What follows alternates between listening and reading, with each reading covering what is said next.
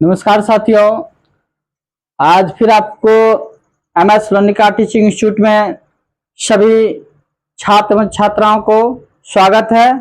फिर आपका आज ज्योग्राफी इकाई को यूनिट आपका जो है फर्स्ट, उसका आज अंतिम क्लास है और उसके बाद हम क्वेश्चन आंसर करवाएंगे। आज आपका पूरा चैप्टर खत्म होने जा रहा है आपका इकाई 1 का, और उसके बाद हम नेक्स्ट में जो होगा आपका क्लास उसमें आपका क्वेश्चन आंसर करवाया जाएगा। ठीक है, तो आज हम लोग फिर बात करेंगे, क्योंकि आपका संसाधन, उसके बाद आपका नवीकरणीय और नवीकरणीय, जैविक और जैविक, राष्ट्रीय अंतरराष्ट्रीय संसाधन, संचित कोष, ये सारा चीज आपको पढ़ा चुके हैं। ठीक है, अब एक है मान चलिए मशीनरी है, और एक उद्योग ऐसा है जो हाथ से कार्य करने के लिए, जैसे कि नेहरू जी और आपका गांधी जी में मतभेद था। मतभेद ये था कि गांधी जी जो कहता था वह हाथ से काम अधिक हो, मतलब कि व्यक्ति के द्वारा काम अधिक हो, और नेहरू जी का सोच था कि मशीनरी हो। ये दोनों का जो चर्चा है जो आज हम लोग को क्लास में देखने के लिए मिलेगा। ठीक है, तो हम लोग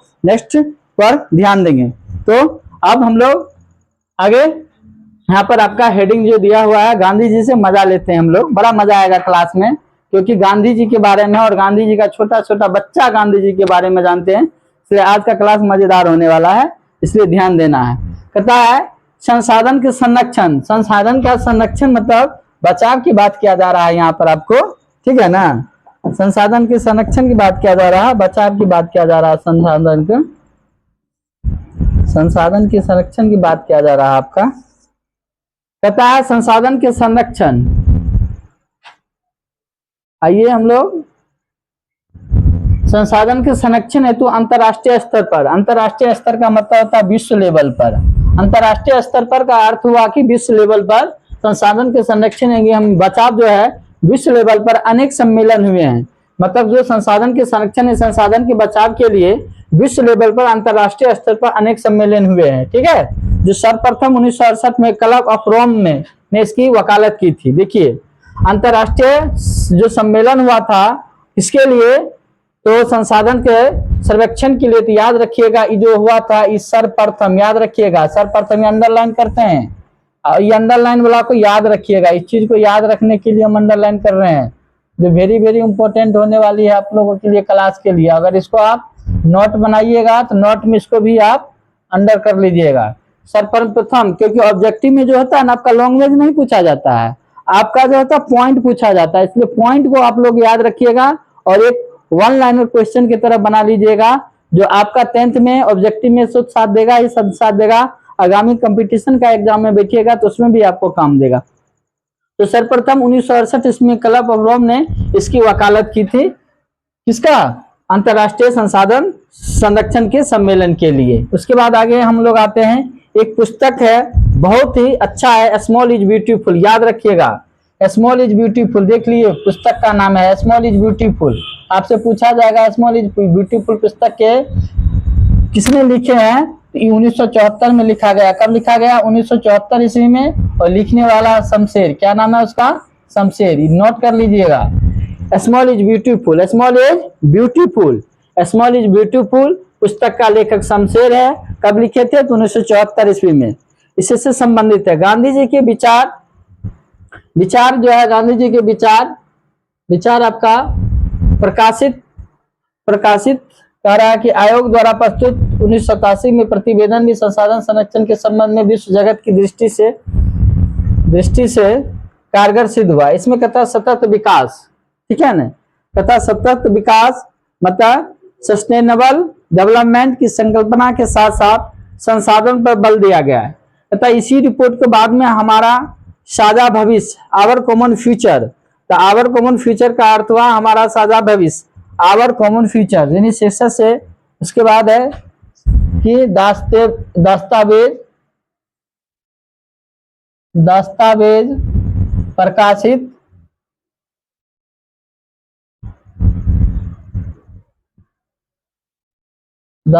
प्रकाशित किया गया। रियो डी जेनेरियो, ये स्थान याद रखिएगा आप, बहुत ही इंपॉर्टेंट, अंडरलाइन करते हैं। रियो डी जेनेरियो ये आपको ब्राजील में पड़ता है, Brazil. Rio de Janeiro Brazil में 1992 में आयोजित पृथ्वी सम्मेलन भी इस संदर्भ में एक सुनिश्चित है। यानी अगर पृथ्वी सम्मेलन की बात किया जाए, पृथ्वी सम्मेलन, तो पृथ्वी का सम्मेलन जो प्रथम पृथ्वी सम्मेलन होता है आपको रियो डी जेनेरो ब्राजील में 1992 में आयोजित होती है प्रथम पृथ्वी सम्मेलन। इसको आप प्रथम कर सकते हैं, ज्यादा इंपॉर्टेंट रहेगा प्रथम। मतलब रियो डी जेनेरो ब्राजील में 1992 में आयोजित पृथ्वी सम्मेलन प्रथम है, जो 1992 में याद रखिएगा। कहता इस संदर्भ में इसके बारे में कहता एक सुनिश्चित प्रयास था। पुनः 1997 में न्यूयॉर्क में द्वितीय पृथ्वी सम्मेलन हुआ था। देखिए प्रथम अगर पूछा जाए, हम यहाँ प्रथम लिख चुके हैं, रियो डी जेनेरो ब्राजील 1992 में प्रथम पृथ्वी सम्मेलन है। उसके बाद और द्वितीय है, याद रखिएगा 1997, अंडरलाइन करते हैं, बहुत आसान बना रहे हैं आप लोग को। 1997 ईस्वी में न्यूयॉर्क में द्वितीय पृथ्वी सम्मेलन तथा तो द्वितीय जो हुआ है आपका 1997 ईस्वी न्यूयॉर्क में द्वितीय पृथ्वी सम्मेलन होता है। और 2002 याद रखिएगा, 2002 जोहान्सबर्ग ये तो आपका तृतीय पृथ्वी सम्मेलन है। याद रखिए ये जो आपका है अंडरलाइन कर रहे हैं, सबका सब आपका एग्जाम का पूछा हुआ क्वेश्चन है और आपके लिए हम आसान बनाने के लिए ये सारा काम कर रहे हैं, ठीक है ना। तो याद रखिएगा रियो डी जेनेरो ब्राजील 1992 में आयोजित पृथ्वी सम्मेलन हुआ था प्रथम। 1997 में न्यूयॉर्क में द्वितीय पृथ्वी सम्मेलन होता है। 2002 जोहान्सबर्ग में आयोजित तृतीय पृथ्वी सम्मेलन होता है। और संसाधन संरक्षण की दिशा में विश्व स्तरीय सराहनीय प्रयास है, ठीक है। अब हम लोग नेक्स्ट पेज की ओर बढ़ेंगे। कहता है सतत विकास की अवधारणा, सतत विकास की अवधारणा। कहता संसाधन मनुष्य के जीविका का आधार है। संसाधन क्या है? ये जो संसाधन है वो मनुष्य के जीविका का क्या है? आधार है, ठीक है। बड़ा मजेदार क्लास होने वाली है, इसलिए आप लोग बड़ा मजा से क्लास लीजिए, क्योंकि आज आपका ये समाप्त होने वाला है। जो भी पढ़ाए हैं याद करवाने के ख्याल से पढ़ाए हैं कि आप लोग को क्लास में भी याद हो जाए। कहता है जीवन की गुणवत्ता बनाए रखने के लिए संसाधनों के सतत विकास की अवधारणा अत्यावश्यक है। संसाधन प्रकृति प्रदत्त उपहार है। हम लोग के पास जो संसाधन है वो प्रकृति प्रदत्त उपहार है। अवधारणा के कारण मानव ने इनका अंधाधुंध दोहन किया है, जिसके कारण पर्यावरण समस्याएं भी उत्पन्न हो गई हैं। मतलब हम संसाधन का अगर गलत रूप से उपयोग करते हैं तो ये हमारे लिए समस्या पैदा हो जाती है, अगर संसाधन को हम गलत रूप से प्रयोग करते हैं तो। नेक्स्ट पेज की ओर हम लोग बढ़ेंगे। कहता है व्यक्ति के लालच लिप्सा ने संसाधनों को तीव्रतम दोहन कर संसाधनों के भंडार में चिंतनीय ह्रास ला दिया है, नुकसान लाया है, चिंता का। संसाधनों का केंद्रीयकरण सेंट्रलाइजेशन खास लोगों के हाथों में आने से समाज दो स्पष्ट भागों में बट गया है। एक होता है संपन्न, एक होता है विपन्न। दो भागों में बट गया, संपन्न और विपन्न में बट गया है। संपन्न लोगों द्वारा स्वार्थ के वशीभूत होकर संसाधनों को विवेकहीन दोहन किया गया। किसके द्वारा? संपन्न लोगों के द्वारा क्या हुआ है?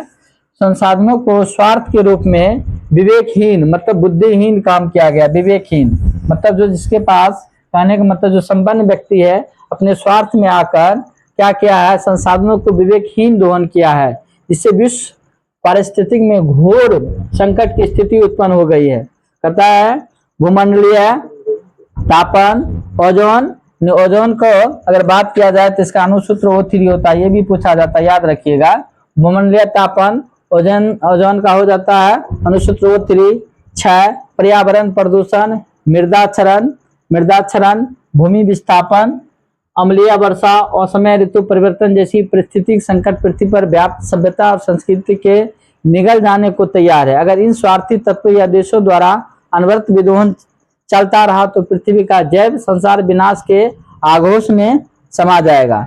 यानी कहने का मतलब अगर हम अपने संसाधन को एक सीमित रूप से प्रयोग अगर नहीं करते हैं, या कहने का अर्थ अपने मनमाने ढंग से अगर संसाधन का अगर हम प्रयोग करते हैं, दुरुपयोग करते हैं, तो वह कहने का मतलब क्या होगा? पर्यावरण प्रदूषण होगा, मृदा का क्षरण होगा, भूमि का विस्थापन होगा, अम्लीय वर्षा होगा, असमय ऋतु परिवर्तन होगी। यानी कि अनेक समस्याएं हमारे जीवन में आने वाली हो सकती है। कहता है उपरोक्त परिस्थितियों में निजात पाने एवं विश्व शांति के साथ जैव जगत के गुणवत्तापूर्ण जीवन लौटाने के लिए सर्वप्रथम समाज में संसाधनों को न्याय संगत बंटवारा अपरिहार्य है। दूसरे शब्दों में संसाधनों को नियोजित उपयोग होना आवश्यक है। कहता है इससे पर्यावरण को बिना क्षति पहुंचाए भविष्य की आवश्यकताओं के मद्देनजर वर्तमान विकास को कायम रखा जा सकता है। ऐसी धारणा सतत विकास कही जाती है। इससे वर्तमान विकास के साथ भविष्य भी सुरक्षित रह सकता है। अगर हम कहने का मतलब अपने संसाधनों को अगर सही रूप में अगर यूज करें, उसका प्रयोग करें, तो मेरा भविष्य क्या रह सकता है, सुरक्षित रह सकता है। उसके बाद है स्मरणीय तथ्य है, प्रथम पृथ्वी सम्मेलन अभी जस्ट बताया आपको। प्रथम पृथ्वी सम्मेलन यानी कि 1992 में, याद रखिएगा प्रथम पृथ्वी सम्मेलन आपका दिया हुआ है, इसका याद रखिएगा। यहाँ पर 3 से 14 जून 1992 रियो जेनेरियो में हुआ है, याद रखिएगा प्रथम पृथ्वी सम्मेलन। इसको आप भी याद कर लीजिए, बहुत इंपॉर्टेंट है। प्रथम पृथ्वी सम्मेलन का आयोजन 3 से 14 जून 1992 को रियो डी जेनेरो में किया गया था, जिसमें विकसित एवं विकासशील देश, यानी कौन सा है, विकसित और विकासशील। विकसित और विकासशील में क्या अंतर है, देखिए। विकसित का मतलब है जो देश अपना विकास पूर्णतः कर चुका है। जैसे हम अमेरिका देश की बात किया जाए तो एक विकसित देश है, और भारत का अगर बात किया जाए तो भारत एक विकासशील देश है। जो ऑलरेडी सुखी संपन्न अपनी क्षमताओं में परिपूर्ण है, हर व्यक्ति की आय अच्छा है, वहां का संसाधन व्यवस्था अच्छा है, या हर क्षेत्र में कहने का अर्थ अच्छा है, तो वह देश विकसित है। और जो देश अपने आप में प्रयास कर रहे हैं कि हमें आगे बढ़ना है, चाहे वो परमाणु क्षेत्र में हो, या फाइनेंशियल आर्थिक क्षेत्र में हो, या राजनीतिक क्षेत्र में हो, या सामाजिक क्षेत्र में, जिस क्षेत्र में भी हो, यानी कि प्रयास में है कि हम आगे बढ़ना है या अच्छा करना है, तो ये एक विकासशील देश के अंतर्गत आता है। और विकासशील देश के अंतर्गत हम भारत को ले सकते हैं, और विकसित देश आप अमेरिका देश को ले सकते हैं। तो विकसित एवं विकासशील देशों के लगभग 178 प्रतिनिधियों ने भाग लिए थे। कब, याद रखिएगा, 178 प्रतिनिधि भाग लिए थे, मतलब 178 व्यक्ति भाग लिए थे विकसित और विकासशील देशों को प्रथम पृथ्वी सम्मेलन, जो आपको रियो डी जेनेरियो, और रियो डी जेनेरियो कहाँ में है, ये आपका ब्राजील में है। कहाँ में है, तो ब्राजील में है। नेक्स्ट आगे बढ़ेंगे हम लोग। कहता है इस सम्मेलन में ग्लोबल वार्मिंग के बारे में बात किया गया है। ग्लोबल वार्मिंग के बारे में बात किया गया है।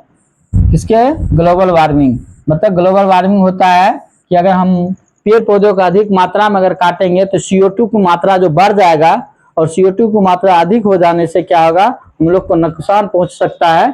इसलिए ग्लोबल वार्मिंग के बारे में चर्चा किया गया। वन संरक्षण, यानी कि वन संरक्षण, वन की बचाव की बात किया गया है, क्योंकि वन अगर संरक्षण नहीं किया जाएगा तो ग्लोबल वार्मिंग ऑलरेडी बढ़ जाएगा। जैव विविधता, जैव विविधता मतलब एक जीवित चीजों के बारे में चर्चा किया गया, और कार्यक्रम कह रहा है कि ये आपका दिया है 21 एवं रियो घोषणा पत्र पर समझौता किए गए थे। मतलब ये घोषणा पत्र जो है रियो के नाम से जाना गया था। उसके बाद है आपका कार्यक्रम 21, एजेंडा 21 पर जो बात होता है क्या होता है, देखिए। कहता संयुक्त राष्ट्र पर्यावरण विकास के तत्वाधान में रियो डी जेनेरो सम्मेलन में राष्ट्राध्यक्षों द्वारा स्वीकृत 800 पृष्ठीय एक घोषणा पत्र है। मतलब ये जो घोषणा पत्र है जिसमें कार्यक्रम 21 यानी कार्यक्रम 121 हुआ था, उसमें आपसे पूछेगा कितना पृष्ठ का था, तो आपको 800 पृष्ठ का था। कितना पृष्ठ का था, 800 पृष्ठ था, याद रखिएगा। कार्यक्रम 21 जो कितना पृष्ठ का था, तो आप 800 पृष्ठों का एक घोषणा पत्र था, जिसमें कहता है विकास के प्राप्त करने के लिए किस कार्यक्रम को स्वीकृत किया गया था। इस एजेंडा 21 यानी एजेंडा जो 21 है इसमें 800 पृष्ठ का है। एजेंडा 21 कितने पृष्ठों का है, तो 800 पृष्ठों को है। तो गठित करने हेतु सभी देशों में निर्देश दिए गए हैं तथा इस पर होने वाले खर्च के वहन हेतु विश्व पर्यावरण कोष की स्थापना की गई है। विश्व पर्यावरण कोष की स्थापना की गई है। एक क्वेश्चन भी होता है, विश्व पर्यावरण कोष की स्थापना की गई है। अब विश्व पर्यावरण दिवस कब मनाया जाता है, इसके लिए हम लिख देते हैं आपको। विश्व पर्यावरण दिवस कब मनाया जाता है, सबसे ज्यादा पूछा जाता है। विश्व पर्यावरण दिवस आपको 5 जून को मनाया जाता है। कब मनाया जाता है, 5 जून को पूछा जाएगा। विश्व पर्यावरण दिवस कब मनाया जाता है, 5 जून को मनाया जाता है। कब से मनाया जा रहा है, 1974 से मनाया जा रहा है विश्व पर्यावरण दिवस। ठीक है।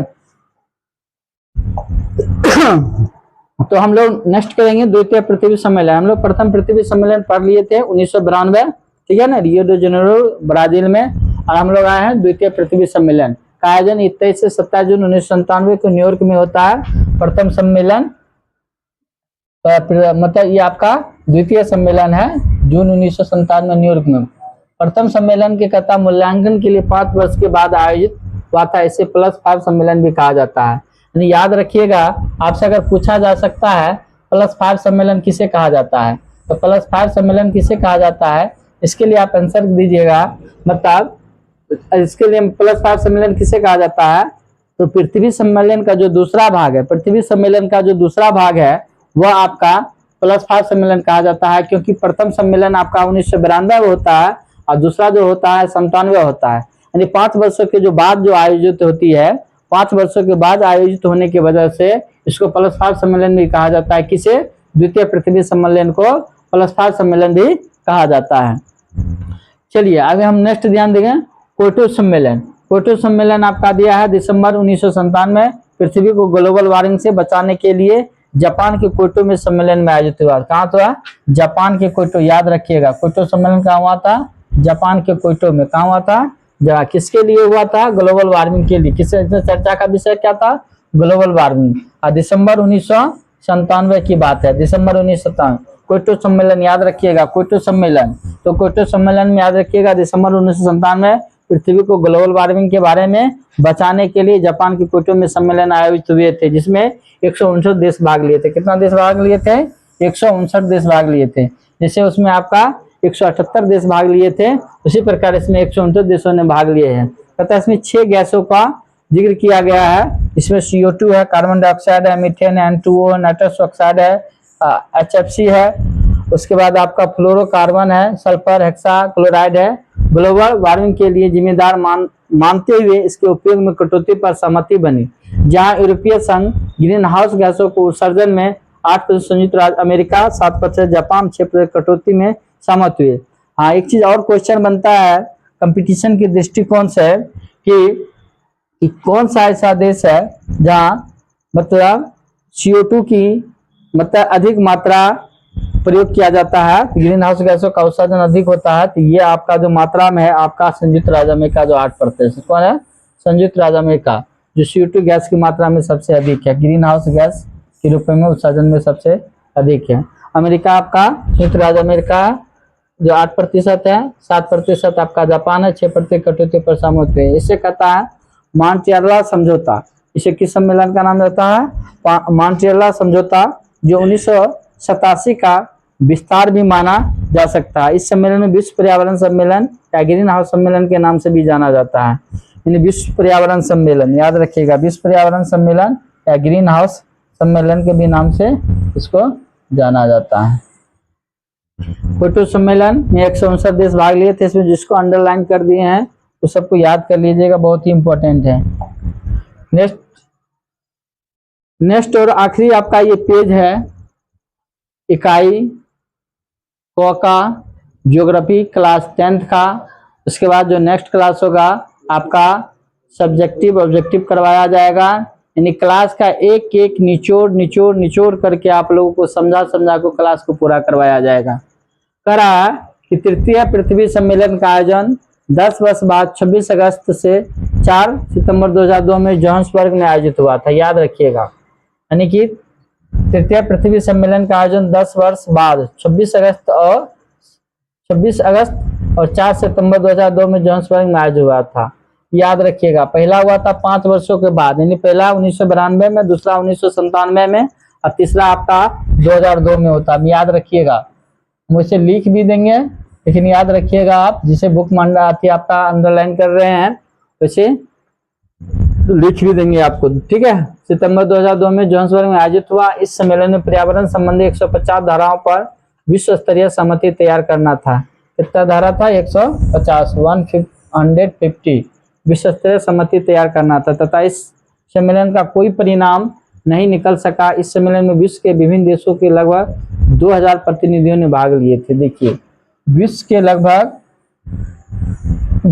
लगभग अनेक देशों का लगभग 200 व्यक्तियों ने भाग लिए थे, और 200 व्यक्ति भाग लेना बहुत बड़ी बात होती है। तो आज का क्लास यहीं तक है। वैसे रही आपको प्रथम पृथ्वी सम्मेलन, द्वितीय पृथ्वी सम्मेलन और तृतीय पृथ्वी सम्मेलन आपको लिख देते हैं और अंडरलाइन भी कर दिए थे, लास्ट में लिख देते हैं। प्रथम पृथ्वी सम्मेलन आपका उसके बाद है द्वितीय पृथ्वी सम्मेलन,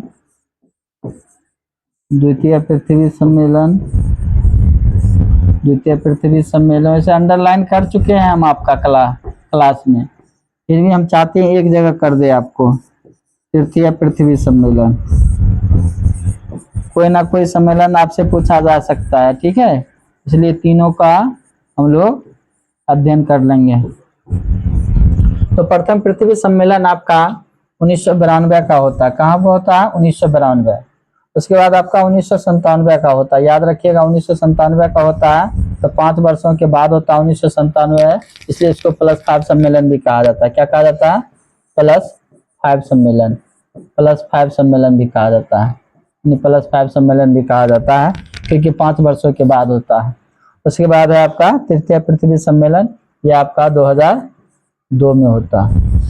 तो याद रखिएगा आपका तीनों सम्मेलन हम बता दिए हैं, और सभी जो भी इसमें अंडरलाइन आपको किए हैं, जैसे आपका स्मॉल इज ब्यूटीफुल जो पुस्तक का नाम है वो शमशेर का है, ये हाईलाइटेड और पूछा भी जाता है। एक इसमें और है संसाधन होते नहीं बनते हैं, उसके बाद जिमरमैन का है, और एक महात्मा गांधी का इसमें स्टेटमेंट है कि मतलब आपका संसाधन होना चाहिए, मतलब कि पेट भरने के लिए, पेटी भरने के लिए नहीं। तो ये 3 लाइन इस चैप्टर में बहुत बड़ा इंपॉर्टेंट है, चाहे महात्मा गांधी को हो या जिमरमैन का स्टेटमेंट हो।